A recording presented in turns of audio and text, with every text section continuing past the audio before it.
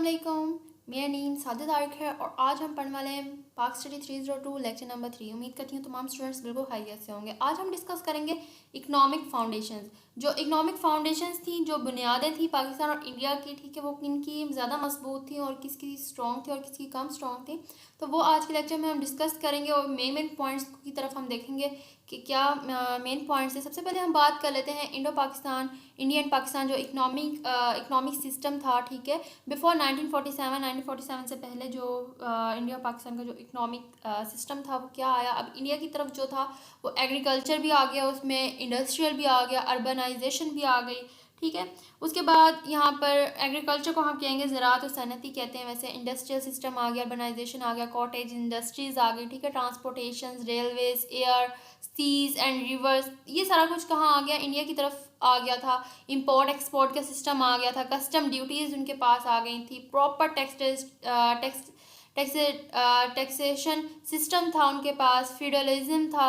In short India had a short or self economic system with sufficient economic life. इसका मुख्तसर ये है कि हिंदुस्तान में एक तरह का ख़ुद माशी निज़ाम था जिसकी काफ़ी माशी ज़िंदगी थी। यहाँ पर उनके पास एक शॉर्ट तो था सेल्फ इकोनॉमिक सिस्टम, वहाँ पर सफिशिएंट इकोनॉमिक लाइफ भी थी। उसके बाद नेक्स्ट हम बात कर लेते हैं पाकिस्तान की। Pakistan economy at the time of independence, जो पाकिस्तान की इकोनॉमिक लाइफ थी, ठीक है, जो इंडिपेंडेंस के टाइम पर पाकिस्तान ने जो मुश्किलात देखी वो क्या था, वो था डिस्टर्ब एग्रीकल्चर। उनकी एग्रीकल्चर जो थी वो डिस्टर्ब थी पाकिस्तान की, उनके पास बहुत ज़्यादा डिस्टर्बेंस हुई थी एग्रीकल्चर की। एब्सेंस ऑफ इंडस्ट्री, जो इंडस्ट्री थी उसकी कमी थी बहुत ज़्यादा। नो अर्बनाइजेशन, यहाँ पर अर्बनाइजेशन नहीं थे। No self sufficiency in living standards नहीं थे। Marks exodus of refugees from India, ठीक है। नेक्स्ट हम देख लेते हैं points. No proper taxation system, ठीक है, very poor economic political instability.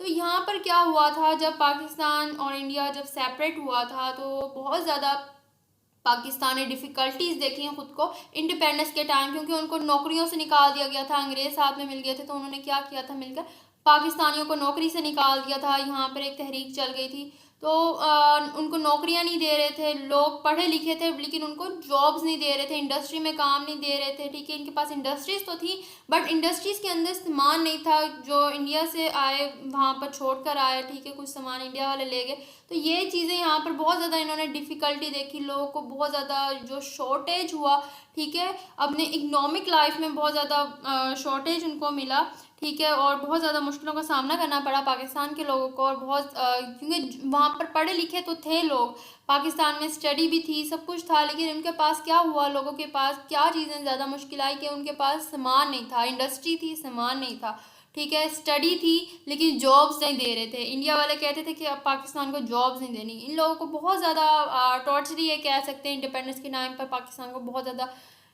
Torture भी किया गया इस चीज़ से। उनसे चीज़ें ले ली गई थी, उनको नौकरी वगैरह चीज़ें कुछ भी नहीं दिया जा रहा था। In short the infant Pakistan had a complete insufficient economic life.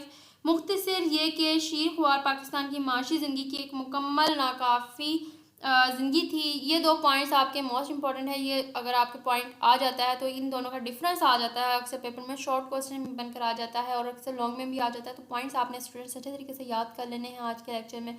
तो ये पॉइंट्स आ जाते हैं और डिफरेंस आ जाते हैं कि दोनों को क्या, इंडिया और पाकिस्तान को क्या डिफरेंस क्या था इकोनॉमिकली, दोनों को क्या इश्यूज़ हुए, ठीक है। अब इंडिया जो था वो स्ट्रॉन्ग पोजीशन में था, पाकिस्तान जो था वो लो पोजीशन में था।